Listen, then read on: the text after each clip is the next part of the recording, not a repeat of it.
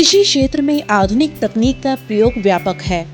नई और बेहतर प्रौद्योगिकियों को अपनाने से फसलों के उत्पादन और उत्पादकता में वृद्धि होती है।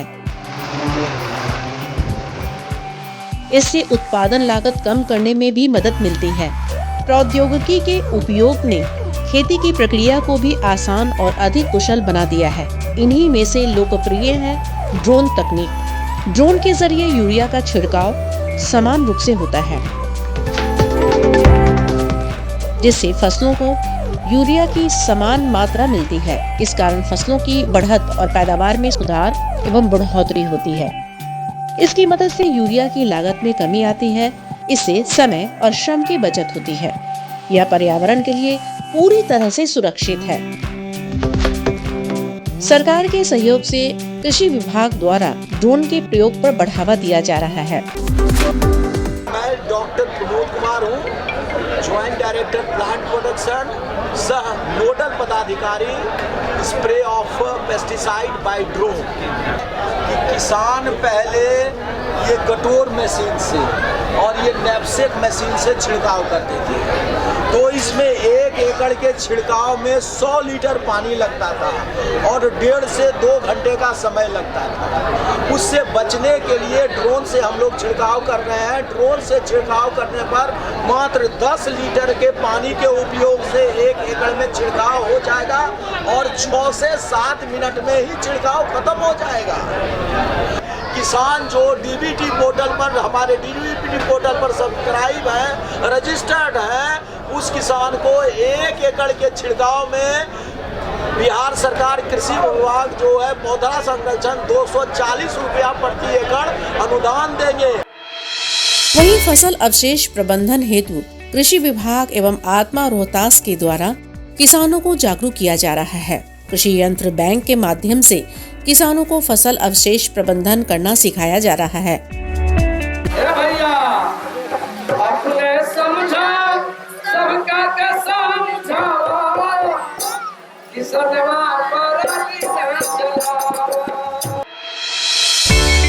जिला कृषि कार्यालय रोहतास के द्वारा यंत्र बैंक के माध्यम से कृषकों को अनुदानित दर पर फसल प्रबंधन हेतु यंत्र उपलब्ध कराया गया है।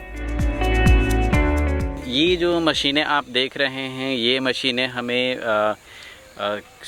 जो कृषि विभाग का अभियंत्रण विभाग है उनके सहयोग से मुझे मिला हुआ है। जो अश्मम प्रोजेक्ट के तहत जो स्पेशली केवल रेसिड्यू मैनेजमेंट के लिए स्पेशल कस्टम हायरिंग का जो प्रोजेक्ट आया था, उसमें हमारा ये फसल अवशेष के ऊपर केंद्रित कस्टम हायरिंग सेंटर है, जिसमें हमारे पास 63 HP का ट्रैक्टर है।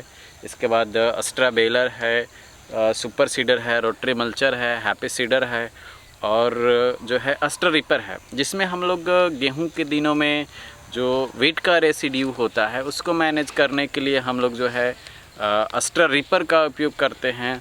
और यहाँ पे वीट में तो बिल्कुल हम लोग जो है नहीं जलाते हैं। और अभी जो हमारा पैडी का सीज़न आया, चूँकि हमारा जो जोन है वो सीरियल क्रॉप का सबसे हाई यील्डिंग जोन है, तो अभी हम लोग जो है पैडी लगाते हैं।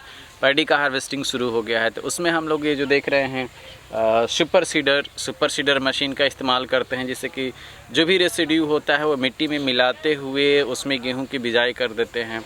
उसके बाद जिन किसान को वो नहीं कराना होता है, तो देख सकते हैं ट्रैक्टर में ऑलरेडी सेटल्ड है वो अस्ट्रा बेलर है, जिसके माध्यम से हम लोग पराली को इकट्ठा करके 25 से 30 kg तक का एक बेल बना लेते हैं। इसके बाद और भी जो किसान सक्षम नहीं होते हैं, इसको भी कराना जो चाहते हैं, उनका रेसिड्यू उनके खेत में ही मल्च कर दिया जाए, तो रोटरी मल्चर का इस्तेमाल करके उसमें मल्च कर देते हैं।